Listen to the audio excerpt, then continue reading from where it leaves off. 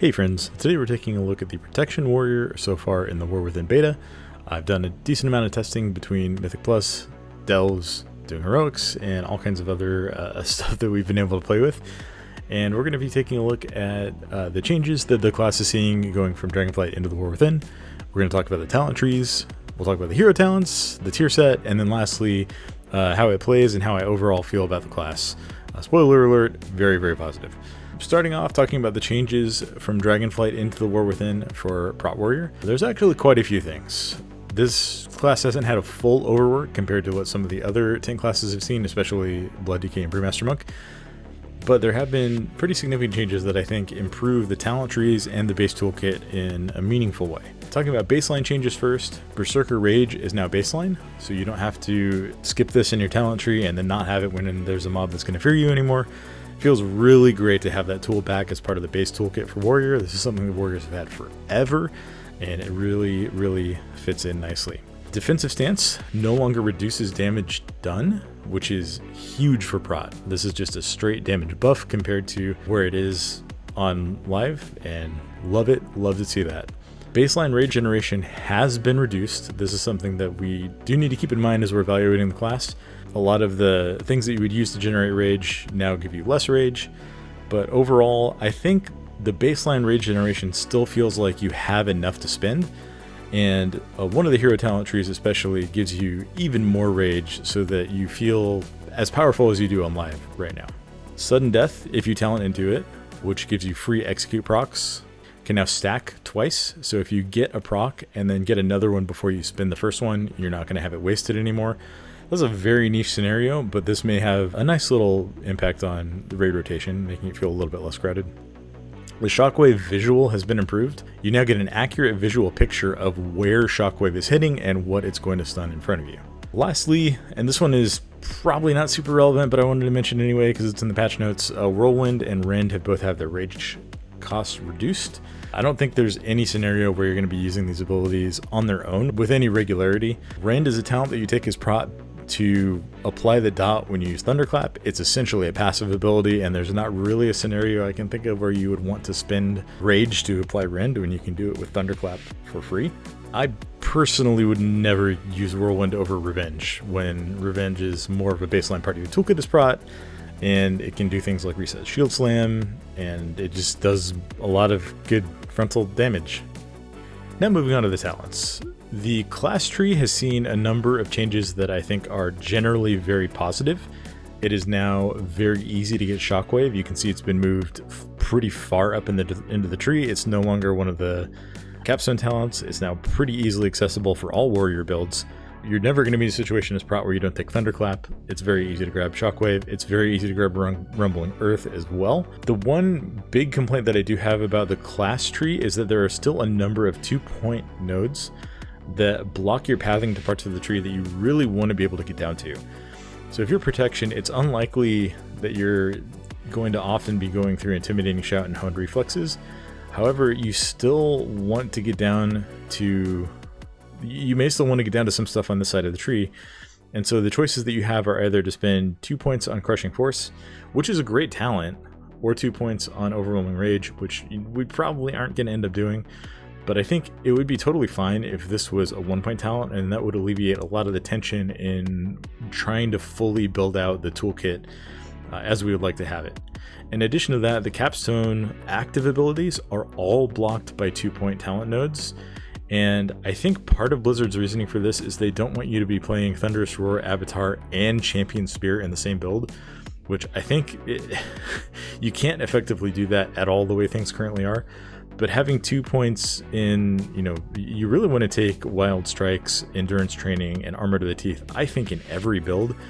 And that kind of eliminates you from even being able to get into Thunderous Roar at all, in any circumstances.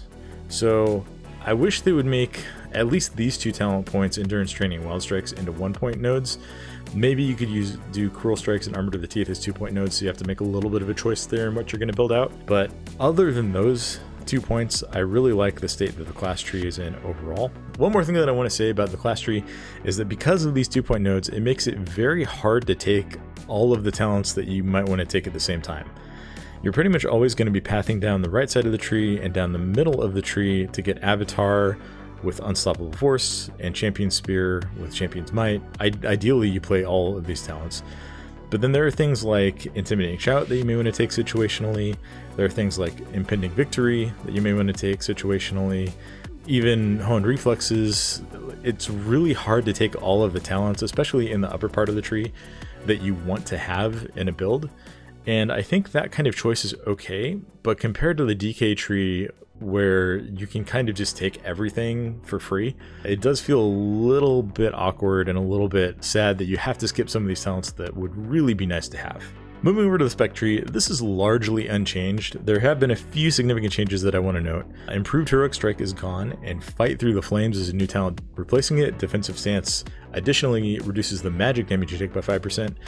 This is not a huge defensive buff, but warriors have historically been pretty weak to magic damage, and we'll kind of take anything we can get toward that end, so getting a free 5% damage reduction, which you will probably want to take just to path down the tree into this section anyway, feels pretty good. Battle-Scarred Veteran has actually been changed a little bit behind the scenes in how this works, and I want to read the blue post about this one because the way that it's phrased is a little bit confusing at first, I thought, or could be read in a way that's a little bit confusing. So the update to Battle-Scarred Veteran reads, when a damage event reduces your health below 30%, the portion of that damage event that would apply to the last 30% of your health is also reduced by 80%. This is actually a really significant buff that's going to make this talent into a much more viable option to play in content that you undergear a little bit. There's a specific note here. For example, if you are at 50% health and receive damage for 40% of your health, your damage taken will be 20% plus 20% times 1 minus 0.8, or 24%, and you will have 26% health remaining when Battle-Scarred Veteran activates. The way this previously worked, you would take that full 40% and end up at 10% health. Additionally, this change will be deployed to the 10.2.7 environment over the next few days. So this is something that's going to make its way to live. It may have already made its way to live. I haven't used this talent on Prot on live servers recently, but this is a really good change to a talent that kind of slides into that cheat death niche in the talent tree and is now a much more attractive option. It still does have a 3-minute cooldown, but it is a little bit weaker than other options that have a longer cooldown, so I think that's a fair trade-off. The other change, and this is a pair of very minor changes to the bottom right side of the tree, Dance of Death has been redesigned a little bit. Now when an enemy dies while affected by a Ravager, its duration is extended by 2 seconds. This has a cap of 3 times extending Ravager, so you can get a total of 6 extra seconds on Ravager from this talent. In addition to that, it is now on a choice node with Storm of Steel. These used to be separate talents in Dragonflight, currently are in Dragonflight. I still don't think there's any chance you ever play either of these talents down here. Moving on to the hero talents. The first one we'll talk about is Colossus. This gives you an active ability called Demolish, which is a channeled cast ability. You do a ton of damage to your primary target that splashes around AoE damage as well.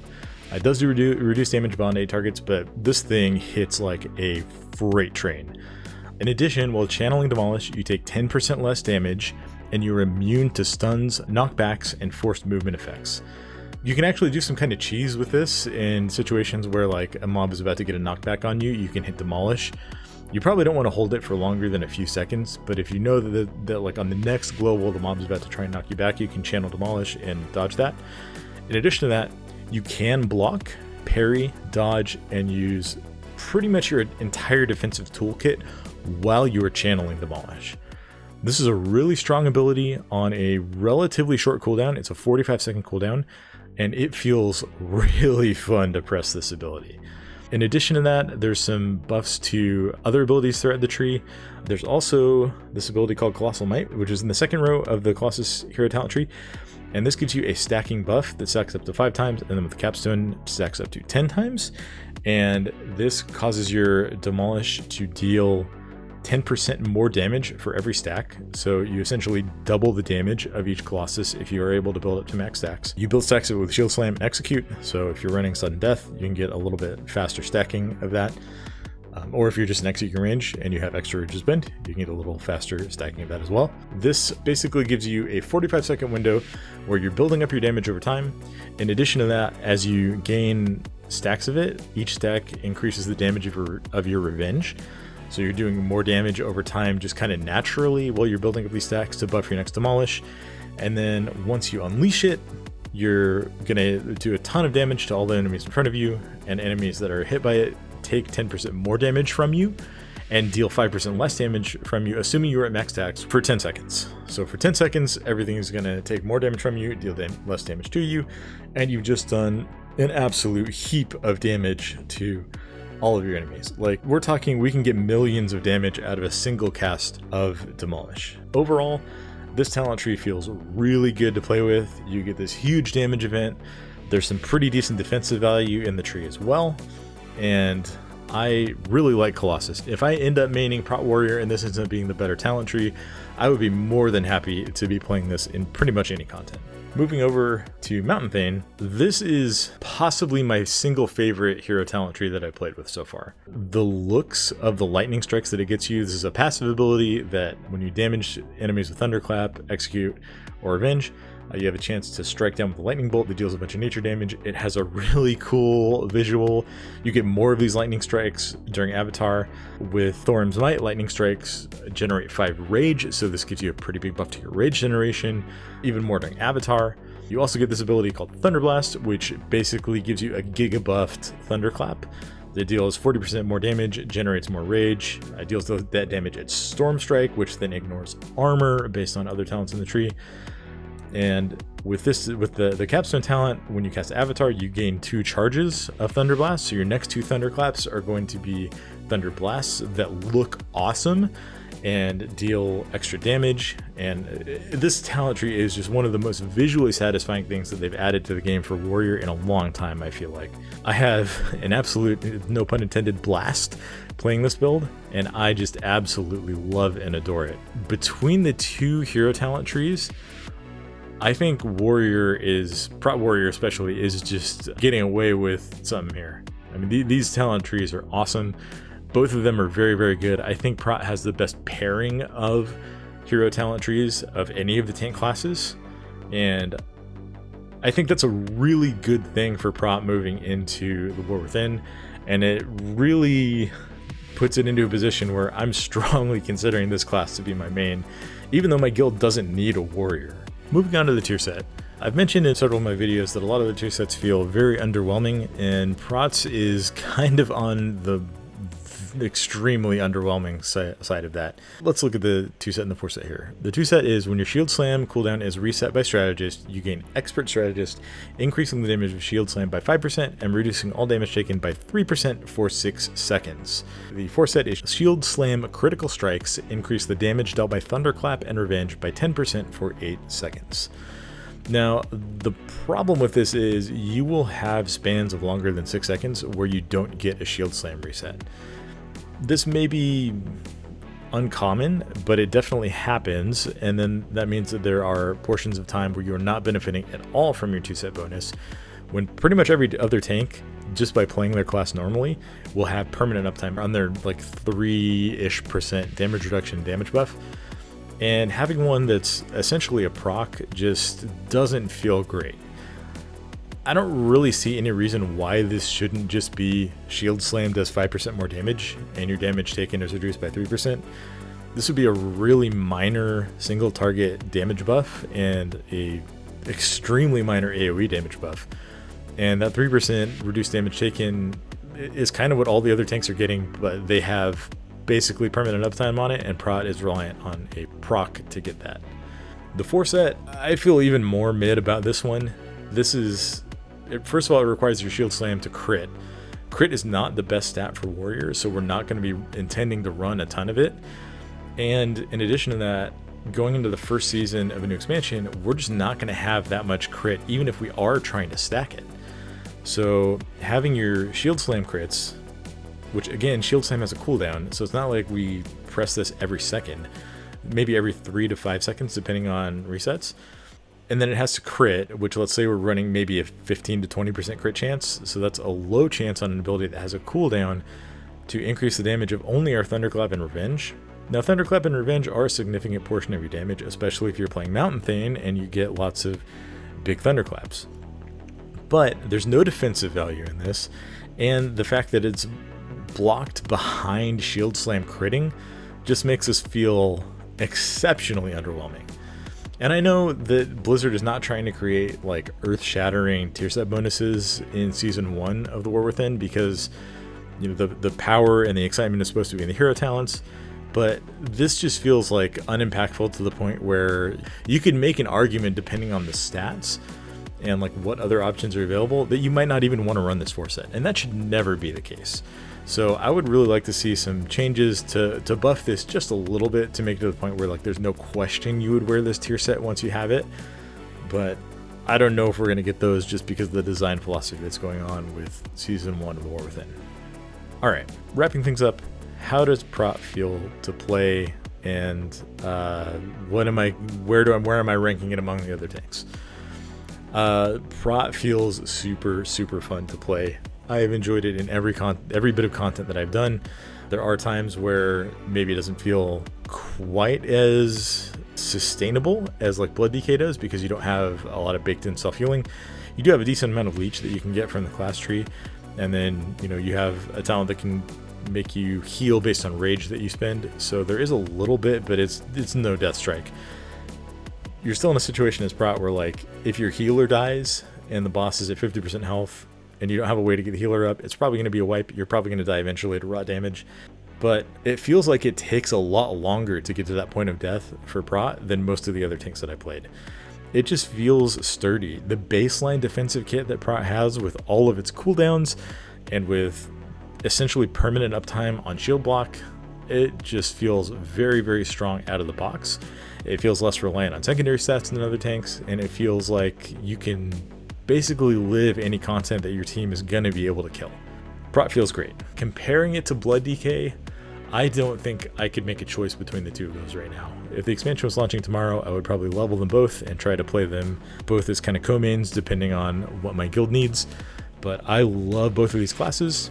I want to test both of them more so that I can get a better idea of which one I might want to main, because I do want to end up with like a main character. I plan to level multiple tanks at the start of the expansion and invest a lot of time into both of them, or into multiple tanks. But right now, Blood and Warrior are definitely on that short list, and I have a really hard time deciding between the two of them. If you made it this far in the video, please consider giving it a like and giving the channel a subscribe. I really appreciate all the love that we've been given on the tank content that I've been putting out so far. I've been live streaming a lot, so please feel free to check those out and check out the Discord server that we've made out as well. And until next time, farewell.